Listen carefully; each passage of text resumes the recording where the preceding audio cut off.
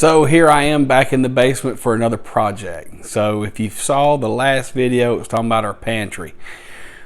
The video before that was creating the pantry. Now what I'm going to do is bring water over to our water barrel. So you may be thinking, if you're new to this channel, that we're some kind of prepper channel, but we're not. We're just realistic people. The pantry is something that was basically we've always had, and we're just expanding on, especially since we had the virus come up. We just wanted to have a bigger pantry. So we have water here, and I'll show you that. But we're not really preparing for end of times or anything, and we never have stored water until we moved here, because we're on well water. So if we lose electricity, we lose water, and that's just a reality here. So if you need to use the bathroom and you don't have electricity, your toilets will only flush once, and so if you want to flush more than that, you need some water until the power comes back on. You better have some water stored up, or go outside, or I don't know, But until then, we decided we wanted to have some water. We need to still, drink water, clean ourselves, use the bathroom, that type of stuff, like normal people do. But we've never lived in a place that was strictly well water, and so it just kind of scared us a little bit, knowing that no power means no water. So let me show you what I've got kind of already set up down here and what I'm going to do. So this is our water retainment center over here, or just basically just where we store our water. This is two 55-gallon barrels of food grade plastic. I added the spigots on the bottom, and that's just a garden hose. And before people start getting all crazed up and everything, I know you're not supposed to use a garden hose, but that was the only thing I had. It was brand new, never used, and I felt safe bringing water from where the washer and dryer was, which is probably, 45 or so feet away, to here. I wanted to put them here because this is where our sump pump is, and it'll just be real easy to cycle our water. We can just hook up said garden hose there to the bottom and let it just drain right into that will pump it outside, and it's gone. So what I want to do is, instead of having to constantly run this hose 45 feet or better away and hook it up, because again, one day this will hopefully be a finished basement, and that's just not what I'm wanting to see in the future. Is I want to bring water to the barrel. So my plan is to plumb some water and put my spigot somewhere in this vicinity over here. It's a good spot for it. I'm going to build a little bracing system. It's going to be something super simple, such that I only have to go maybe 6 foot to the barrels. And that way it'll just be super easy. This is something that we'll only probably be doing, maybe once a quarter. So, you're not talking about using this thing very often. I am going to make it such that, since there is power right there, I'm either going to mount it above or below the area where this electrical outlet is, and I will always keep the hose attached to it, so that if there was ever any kind of leak or anything, the hose will be pointed downward and the water can run into this, or just on the floor, or what have you. But I am just being real mindful of the power supply there, and I'm only going to be just a few feet from it. Of course, that is a GFCI outlet, so I'm covered there as well. But this is where our saved water is. And unfortunately, where I've got to tap in the water is clear across there. So somewhere in this vicinity, I think I may have found another little place that's better than this, but I don't know. It's you'll see and figure it out as I do. So the first part of this build or project is going to build me the little framing for the spigot. So I'm going to basically measure from the floor joist down on either side, so the joist should be 16 inches apart, I guess, on center. So whatever the dimensions are, I don't know if I'm going on the inside of them or outside of them, so that'll change just a little bit. But really what I'm looking for is the length of the two legs that will run down the wall to see where I want the actual hose bib to be, so that where the water comes out. And that'll basically be just super simple. I'm going to just frame in something with two legs and a couple of cross pieces, drill a hole for the spigot, and then I'm going to use the second little cross beam at the bottom to hang a hose or something that will hold the hose, basically. That way it's not just in the floor a mess. It'll be attached to the hose bib, and then I can wrap it around something just to keep it sightly when it's not being used couple 3-4 times a year. And that's going to be the start of the project. So I'm going to get starting to measure and start cutting and start framing out this little bit right here. All right, so I'm now in the shop. I have decided to drop the spigot down below the electrical outlet, I think for obvious reasons, but I'm going to have to cut two legs that are 66 inches. That's just from the actual floor upstairs down to the length that I want it to be. You can make it whatever length you want it to be, obviously, but 66 inches for whatever reason, that's just kind of what it seemed like it would be a good idea. So I'm going to get to cutting some wood and go putting that up for the two legs of the little frame, and see how that works out so far, and go from there. All right, so this is what I got done so far. So I went and cut two legs. I have them fastened up at the top. I used the floor as my level, and then just pressed real hard against the wall and put two screws at the top of each board. Now, for illustrative purposes, what you'll want to do is, say if this was the top of the board, you'll want to put one of your screws here and then put your second screw here. That way, with them being offset like that, it keeps it from being able to move on you. And this thing is not anchored to the wall at all, and it really is fastened really strong and will not come away. So I mean, I can pull on this and I can barely make it rock. I mean, I could put my foot on the wall and rip it down, but that would be stupid, so I'm not doing that. But for all that this will be used for, this is perfect. I have just a little hook here that was in the garage, not making a lot of sense where it was. It was left by the previous owner, so thank you for leaving that. So now it has a real good purpose. That's what's going to hold my hose. And then here is where the actual spigot will go. So I've made me a little mark here, and that's going to be where I drill a hole, and then I'll put my spigot here. So it'll go something like this. So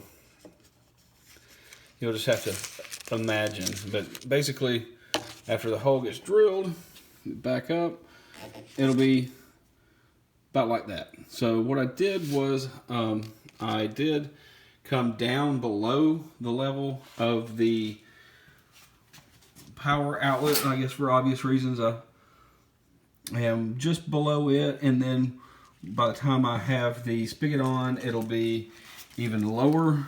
So no way that's a hazard to spray. I guess it can spray, but you know, yeah, it's not going in any way to just magically drip or anything onto the electrical. But I just decided on that. I thought it'd be a little bit better.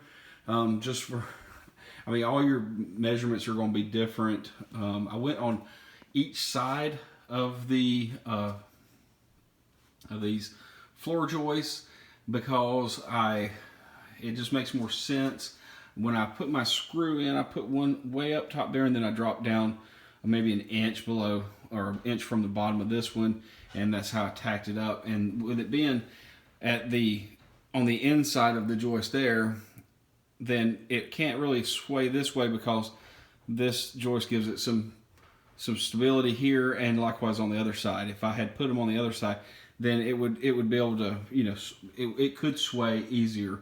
But by doing it on the inside, that kind of negates that. Now, I haven't decided as of right this moment. I will have to make a decision here very quickly, like in the next few moments, but I haven't decided if I want to start plumbing this direction and head back to the water or not, because once I tap into the water, basically we have no water. I have to turn the water off to tap into the water, so I don't know where I'm going to start, but you'll see what decision I made on the next little segment here. All right, so if you've ever done plumbing or if you've never done plumbing, what I'm doing here is pretty straightforward. This material here on the table, this kind of stuff, this is called CPVC. You can always tell because it's kind of got a yellowish hue to it versus the white stuff, which is just regular PVC. And the difference being that, well, there's a couple of differences, but mostly being that the CPVC is for drinking water, and it is for you can hold a lot more pressure. So this is what you use for your plumbing to your sinks, your toilets, the what have you, unless you're using copper or PEX or what have you. Now I'm using CPVC because I had a lot of it and I'm using it up. If you saw the laundry room video, I used PEX because I had never used it, wanted to try it out, and I am a PEX converted man. So since I have all this CPVC, this is 1/2 inch, which is perfectly fine for what I'm wanting to do with it. I'm going to just use it up. So CPVC, when you use it, what you're going to need a couple things. You're going to need what's called primer, and it's the purple, and then you'll want to get the all-purpose cement.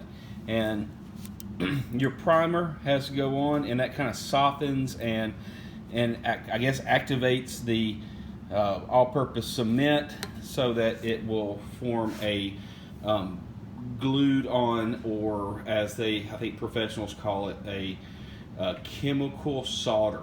So you can see where the purple is. That means I've already done this little section here. And kind of the start of this project, I decided to start at the wall where the spigot's going to go. I have just this is called a sharp bite, but it's just one of these they're called push on. And so I showed you where that's going to go, and just need a couple screws, and that will mount to here. And then you literally push this CPVC into this as far as it'll go, and it forms a watertight bond. So no glues or anything needed there. But the beginning of this project is where I kind of liken this CPVC type of construction to Legos. It reminds me of Legos as a kid, just because you piece them together. You can see I've got a 90-degree elbow here, and then I've got some 90-degree elbows here, because what you can put them together and then see if it fits or not. If I can get this in here, you'll see what I'm saying. So I've got it in here, so I can use my little push to fit.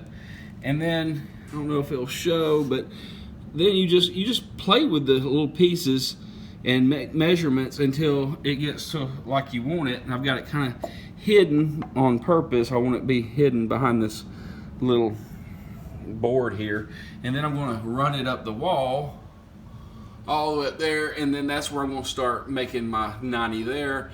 I'll have another little piece and make kind of an S to go around that 2x4, and then from there it'll just be what I call long runs of the CPVC. But it's not hard to do at all. There's a couple things if you just get it in your head you have to do it a certain way, you'll be successful. It's really not that hard. And if you mess up, or if you once you get done and you have a leak, it's rare that you'll have a leak in my personal experience with this, but it's also a very easy fix. I'm going to show you one other key component that I did without for years, until several years ago. I bought this piece of equipment here. This is worth its weight in gold. This allows you to cut your PVC, CPVC. It ratchets. You can hear it ratcheting. It makes a clean cut. It allows you to cut PEX. Any of that business that you're wanting to work with. I can't remember what it was. I think it was $15, but get one. If you're going to do, I don't care if you're just going to do a little bit of plumbing on a weekend project to do something like what I'm doing here. Get it. Throw it in your toolbox, and if you ever need it again, you'll thank yourself. And by the end of the time you're done with your little project, you'll say, "Hey, T-Bagger, you're dead on." So the next thing I'm going to do is I'm going to start gluing some of these little pieces together, and I'll show you how to do that real quick, just in case you don't know how to do it, or you didn't want to read the instructions on the back of the cement and primer. It's super easy. It's super messy. If you see here, I have a foosball table with a blanket on top, or a sheet that's like quadruple folded, because anything that purple touches, including your hands, it will stain and will not come off ever. Your skin, you just pretty much wear it off. It takes a couple of days of washing your hands to get it off of your skin. So if you're not too used to dealing with it, put some just cheap gloves on or something, like rubber gloves, something that gives you a lot of dexterity and save your skin. So I'll show you how to do that. It always makes a mess, but super quick and easy. And if you see here, this piece right here is I cut it the wrong size, but I can still reuse it. These two pieces over here, same thing. I messed up. No shame in my game. I'm not perfect, and I'm not a plumber. So, but I can still take these couplings. This is a coupling, and you just pop one in on one end, pop one in on the other, and it makes one single piece. So none of this will go to waste. I can still use all of this on down the line as I run, I don't know, 30, 40, 50 foot, whatever it turns out being. So let me show you what here. This is my little, you need a game plan. That's my game plan right there. So here, I'll show you how to do some gluing real quick. So basically what you have when you want to glue these two pieces together, just take your primer. I always take and kind of, you'll get way more primer than you need on this little brush, especially when you're dealing with something like 1/2 inch. But all you do is you just go around, make sure you get it all the way around real good, and then take your other piece that you plan on gluing and just do the same thing. Just get it all in there. It doesn't have to be pretty. Just make sure you get good coverage. That's pretty much it. And that's going to basically get on this while it's still wet. I like to take my actual cement here. It gets a little goopy, and put it on thick on this side, and then right here you just kind of dab it in there best you can. And then the key component to this is you want to push the two ends together and twist.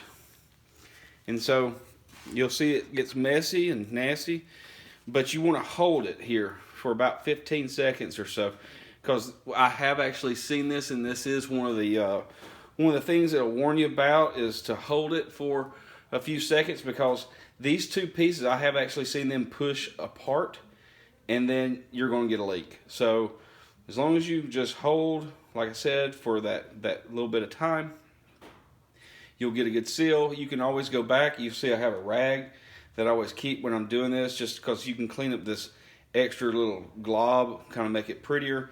Also, when you do it, the more you do it, you'll get less and less of your extra purple rings around the stuff that you're actually gluing together, and that extra cement just comes right off.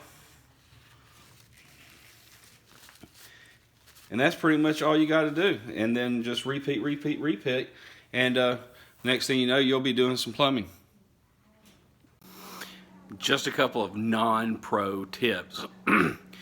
So when you're doing something like what I showed you where it's some intricate bends and turns, dry fit that stuff first, meaning just push it all together, see what it looks like before you glue it.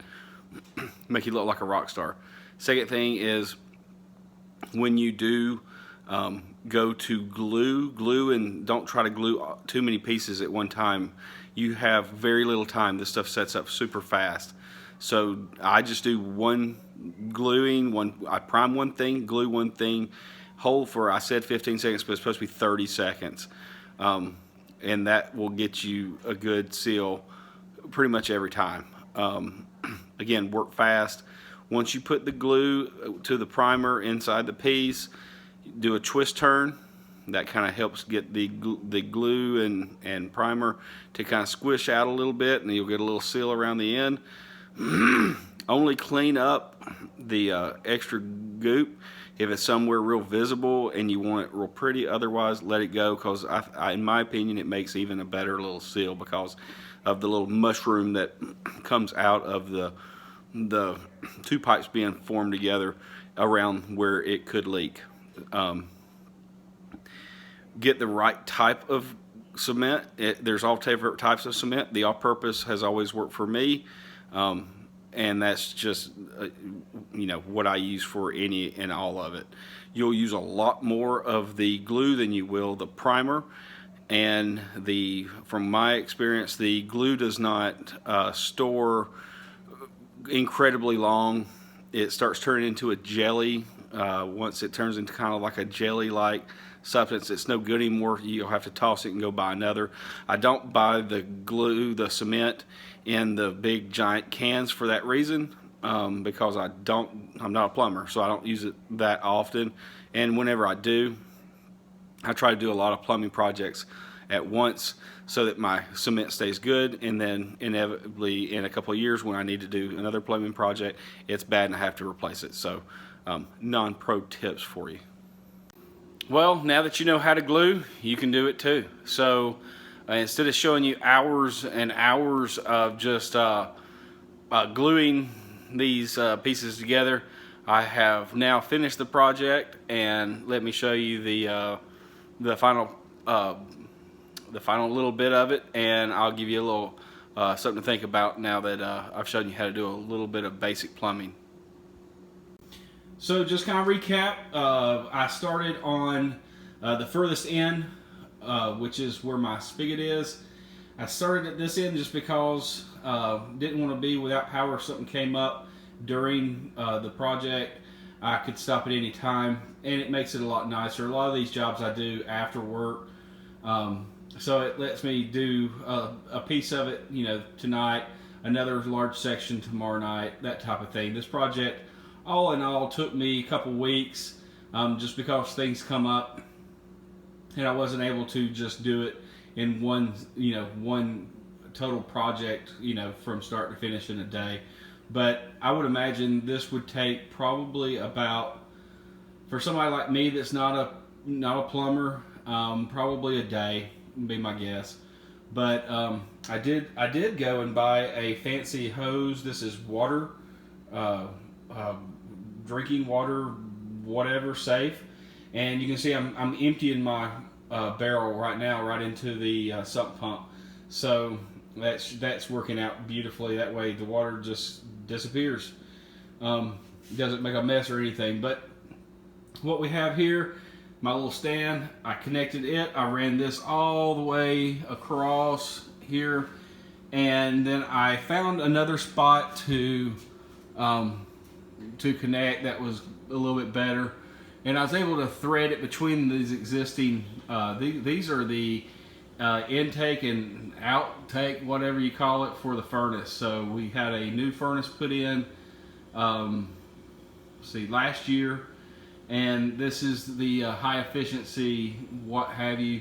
Anyway, so I went and just tucked this line in. So you'll see this is my new line coming in, and then I just braced it with some half inch, I think they're called S hook holders, but they're just pipe holder. So you can see, you just take a nail.